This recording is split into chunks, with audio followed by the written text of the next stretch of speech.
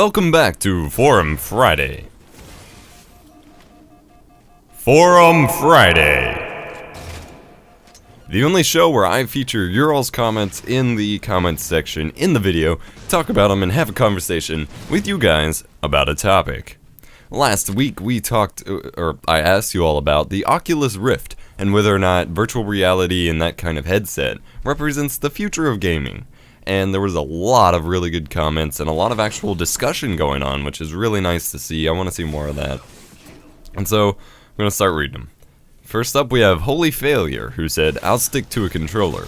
And then Double X and Chuck replied, "You can still use a controller with Oculus Rift. It's a 3D head-mounted display that takes up your entire field of view and tracks your head movements. It will look like you are actually in the game." And yes, that is very true. It's not about controlling it, like fully controlling the game from your like eyes or something just yet. It's about basically like the immersion, the visual immersion into the game. And to me that is going to be huge. That is, as we'll see in some of the other comments coming up, a lot of people want more innovation with actual controls of the game, but this is kind of bridging that gap. This is the next step we need, is in order to find better control schemes and better control options, we gotta be more immersed, and in order to do that, Oculus Rift is perfect. Larry says, "Even after so many years, this game still makes me happy. Kiss me." Yes indeed, Call of Duty 4 is still a first-person shooter that you can go back to, just kind of relax and still have a great time. Refrigerator Ghost says, "Oh god, virtual reality. Imagine all the erotic games." And actually, yeah, I think I even saw an article recently talking about how that was like the first thing, like the first active community to jump on developing for virtual reality stuff was erotica and stuff, which is kind of interesting. The President Gaming says, "Spring break. Kneel before the future of gaming." Yes, indeed. Ukarlu says, "If things like the Oculus Rift aren't the future of gaming, then gaming has no future. How long have we been playing the same FPS, racing, etc. with a pad or keyboard and mouse? Since the PS1 days, nothing has really changed gameplay-wise." I kind of want to challenge that. First of all, I'm not being like criticizing or whatever, I'm just, it's a discussion. First of all, just because one path isn't the future of gaming doesn't mean that there is no future. So you gotta kind of keep an open mind to other things that might pop up, like the Oculus Rift, in the future. Secondly, things have kind of changed, and with this generation we had the Wii controls, the PlayStation Move, and Kinect, and while those on their own didn't do so hot, those are showing an evolution towards more gaming control. I mean, think about it. Kinect gameplay control with the Oculus Rift basically means that you're in the game, controlling the game with your body. That is almost full-on immersion there. Can't really beat that. The Zucane says, "Oculus Rift would be perfect in games with jets or cars. It would let you look around, turning your jets or cars." I agree, that would be really, really cool. I also think in something like Battlefield, if you could actually look around, which obviously you have to completely redesign some of the game's code, but if you could look around while still like running forward and stuff, it'd be pretty cool just for a cinematic aspect, if nothing else.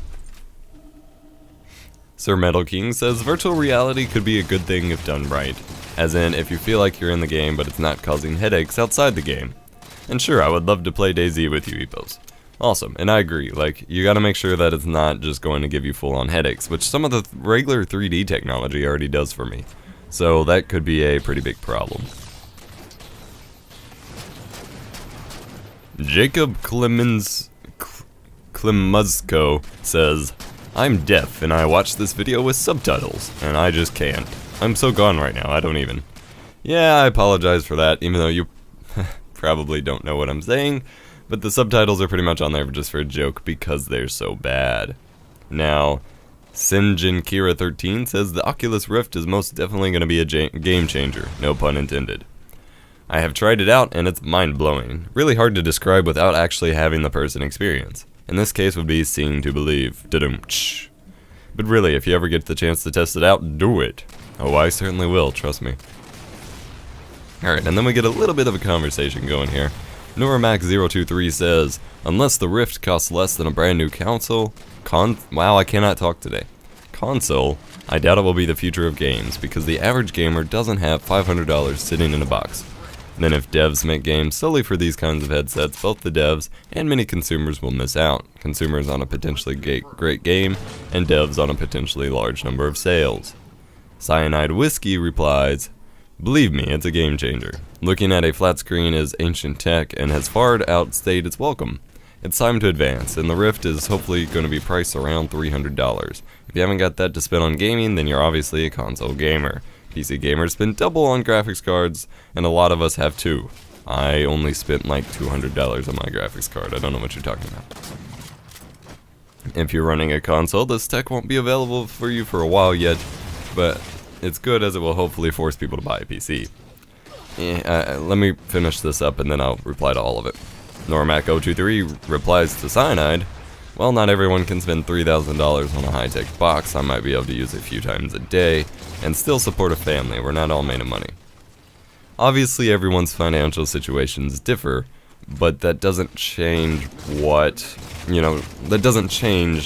technology does, how technology evolves, and whether or not it represents the future of that technology. I mean, everybody said the exact same thing about all the, this current generation of consoles, the Xbox 360, PS4. Everybody said pretty much that same thing. I don't have the money to spend on that, there's no point. But you did anyway. Everybody still ended up getting it. You still get it at some point. Over time, it becomes cheaper, it becomes more streamlined, and it does become the future. Now, a lot of people can spend $3,000 on a high-tech box and still support their family because they save their money or they have higher income, things like that. But again, it's not about just buying it. It hasn't even released yet. It's supposed to be releasing at the end of this month. So that kind of means that, I don't know, to me, everybody freaking out about anybody freaking out about the price is kind of silly, considering you don't really argue that much against the starting price of consoles, and it's basically the same deal. And it'll get cheaper as time goes. That doesn't affect whether or not it evolves technology. There's a lot of comments. Thank you guys for chatting it up in the comments section. This week I want to talk about narratives in gaming. BBK Dragoon, MVito22, and I discussed a little bit about this in a kind of podcasty show that should be going up on BBK's channel very soon. In that, a lot of, I don't know, it seems to us that this generation of games has very few solid, just strictly narrative games. Nowadays, to me and to a lot of people, it kind of seems like this generation of games is all about just selling copies, all about replay value, keeping audience retention, instead of actually telling a story.